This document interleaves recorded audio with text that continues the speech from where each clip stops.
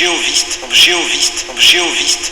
Bonjour à tous et bienvenue dans cette nouvelle émission. Aujourd'hui, nous allons faire une émission très courte puisqu'elle va se concentrer sur l'utilisation d'un terme, un terme qui ne fait pas toujours plaisir à la communauté des témoins de Jéhovah et même qui fait parfois polémique dans la communauté des extégistes, c'est le terme de géovisme. En effet, récemment, Alexis, membre célèbre de la communauté YouTube concernant le discours critique sur l'organisation, a dénoncé l'emploi de ce terme qu'il estimait être dégradant pour l'image de Dieu du tétragramme et dégradant envers la communauté des TJ. Alors tout de suite, sans plus tarder, nous allons écouter un petit peu ce qu'en a dit Alexis et puis nous commenterons juste après l'utilisation de ce terme. On est ça en... Moi j'aime pas aussi les termes qui sont des fois utilisés, par exemple géoviste. Le mot géoviste ça me débecte quoi, ça m'énerve, j'aime pas ça. C'est débile, c'est juste un mot qu'on utilise comme ça pour faire du mal quoi. Mais ça n'a pas d'intérêt, c'est pas le but quoi. Voilà, alors le terme géovisme serait donc selon Alexis employé pour faire du mal et selon lui, je cite toujours, il le débecte.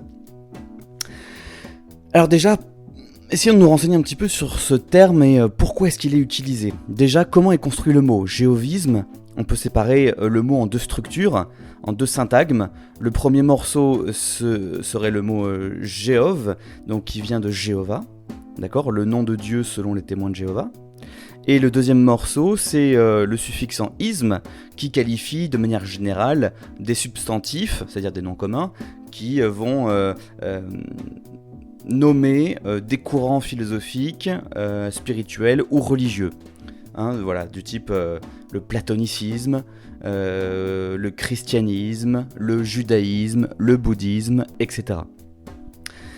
Or, il est compliqué de classer l'organisation des témoins de Jéhovah dans le christianisme, puisqu'ils rejettent la divinité du Christ, et puisque leur culte se base uniquement sur Jéhovah, c'est-à-dire le Dieu de l'Ancien Testament, dont le nom est employé dans l'Ancien Testament, et dont le culte est bien spécifique. Voilà.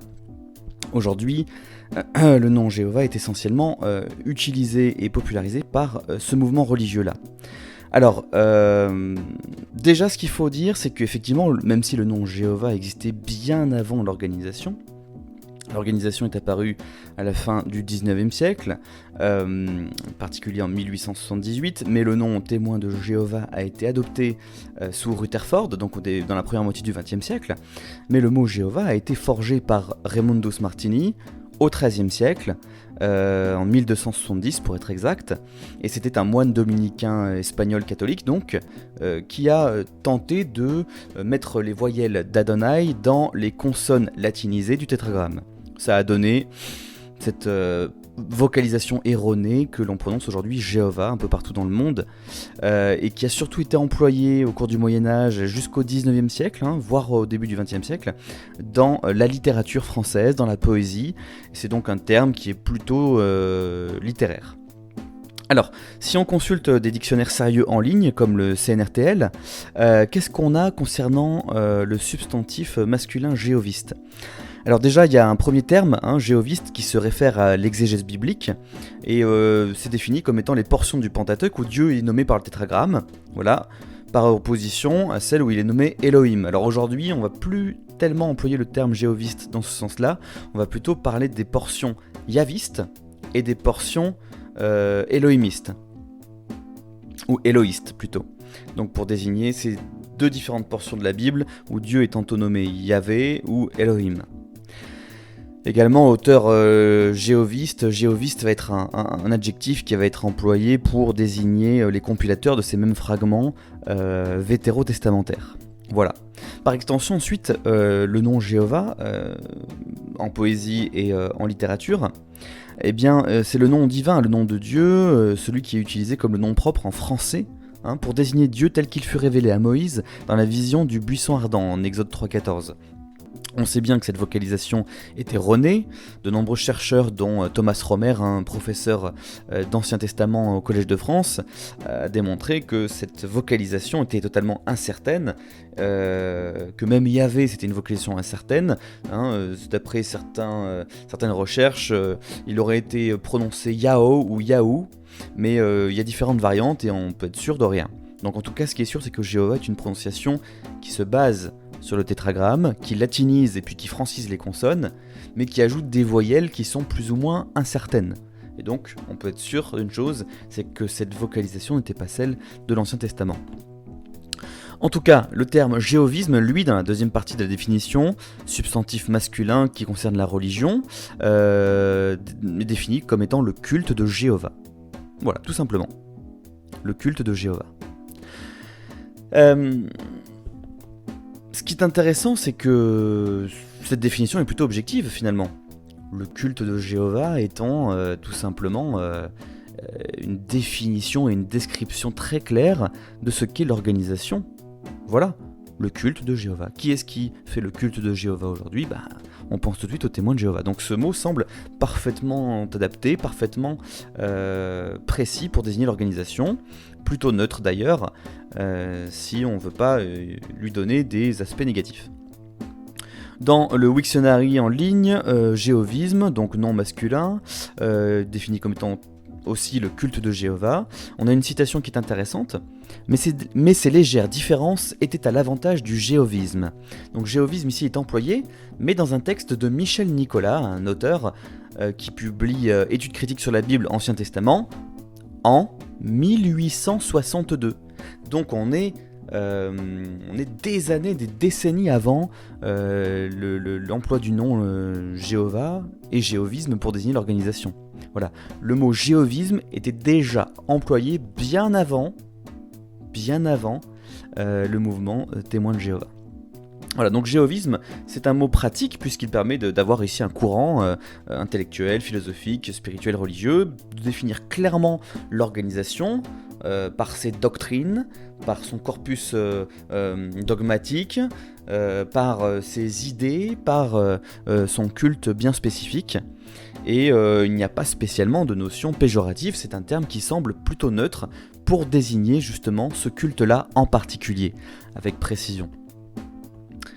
D'ailleurs, le mot jéhovisme est employé dans la recherche scientifique puisqu'on peut voir sur le site de percé.fr un article qui a été publié dans la catégorie des sciences sociales des religions en 1986, page 161-176, donc sciences sociales des religions, et l'article est titré « Le jéhovisme, une conception comportementaliste de la vie religieuse ».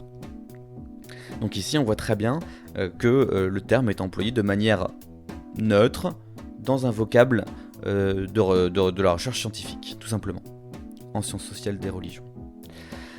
Et également, dans le site TJ Encyclopédie en ligne, on peut voir ceci. Donc jéhovisme, actuellement, lorsqu'il est employé en rapport avec les témoins de Jéhovah, le terme jéhovisme désigne l'organisation religieuse chapeautée par la société Watchtower, ou par métonymie, le système religieux qui l'accompagne. De même, l'adjectif jéhoviste se réfère soit aux adeptes de l'organisation des témoins de Jéhovah, soit à tout ce qui a trait au culte de cette confession. Ces deux termes sont rejetés par la Watchtower qui les considère comme offensants, bien qu'ils soient employés en sociologie. Voilà, donc la Watchtower les considère comme offensants, mais c'est des termes qui, si on s'en tient à leur définition et à leur usage, sont des termes neutres, scientifiques, objectifs, qu'on peut employer. Voilà, donc dans le Petit Larousse de 1906, le terme jéhovisme est un nom masculin qui fait référence au culte de Jéhovah. Donc on voit que ce terme est déjà employé bien avant la création de l'organisation des témoins de Jéhovah. Je parle bien des témoins de Jéhovah et pas des étudiants de la Bible pour cet exemple, même si bien avant l'existence des étudiants de la Bible, le terme jéhovisme était déjà employé. Donc effectivement, comme ce terme n'était pas employé, comme ce terme était employé bien avant la société qui était sous la présidence de Rutherford, on ne peut pas dire que ce terme a été inventé pour les dénigrer. Voilà. Mais il est vrai que le Bethel, en tout cas que la société, rejette le mot jéhovisme parce qu'il le considère comme offensant. Le Bethel de Grèce a d'ailleurs porté plainte contre le ministère de la Défense. Voilà, parce que le ministère avait fait figurer dans sa liste des appartenances religieuses la mention géovistes. Et donc, voilà, le ministère avait écrit aux témoins qu'il n'avait pas eu l'intention de les insulter, qu'il avait procédé immédiatement à la correction de l'appellation chrétien témoin de Jéhovah.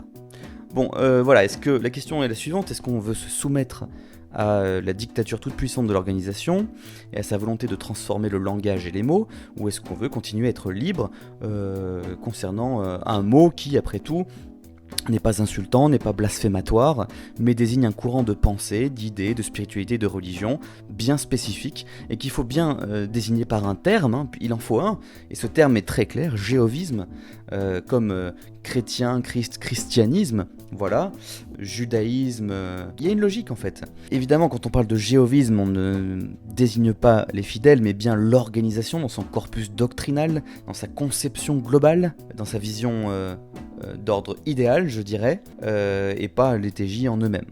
Voilà pour l'utilisation du mot jéhovisme. Je pense que c'est donc un mot qu'on peut employer sans problème, sans insulter personne, et sans manquer de respect à qui que ce soit, ni à quelque divinité que ce soit. C'est tout pour aujourd'hui, passez une bonne journée, au revoir. On est ça en... Moi j'aime pas aussi les termes qui sont des fois utilisés, par exemple géoviste. Le mot géoviste, ça me débecte, quoi. Ça m'énerve, ça, j'aime pas ça. C'est débile, c'est juste un mot qu'on utilise comme ça pour faire du mal, quoi. Mais ça n'a pas intérêt, c'est pas le but, quoi.